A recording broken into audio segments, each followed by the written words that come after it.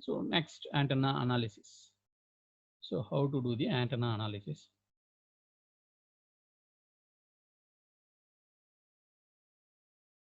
Okay. So, the first step is you have to calculate A. Okay, what is magnetic vector potential? Once if you know A, okay, once if you know A, you can calculate B, because B is equal to what? Del cross A. Once if you know this one, you can calculate H, because 1 by mu del cross A. So somehow you know the magnetic field anywhere on the space, because once if you know what is the magnetic vector potential at the point, then you can calculate what is H. Once if you know H as per this formula, because del cross H is equal to generally JC plus JD, but the antenna analysis is always in the free space. Antenna analysis is always in the free space. Once if it is free space, then simply JD. JD is equal to what? Sigma dou E divided by dou T. Then you need only E. You can replace dou by dou T by J omega, or otherwise, if you want to E here, you just integrate this side, because once if you integrate, the differentiation will go away. So E is equal to 1 by epsilon integration del cross H. The beauty here is you can calculate E like this, or otherwise you can replace simply by J omega. Both are okay. Finally, you will get same answer. Okay, finally you will get same answer. You can do anything. Okay, so next, then once if I know what is E and what is H, then I have to know what is the power. The power, the average power, whenever average comes, then I have to put 1 by 2, then E cross H.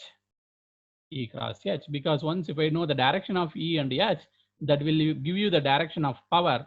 Okay, that will give you the direction of power. Then from P average, once if you have P average, you can calculate what is the total radiated power. Okay, once if you have an imaginary surface, you can calculate the total radiated power.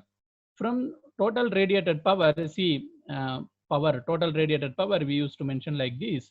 This is the total radiated power, that is simply is equal to I effective, IRMS, okay, square R radiation. Okay, so, then antenna is defined by radiation resistance. RRAD means radiation resistance of the antenna, because you can calculate this one.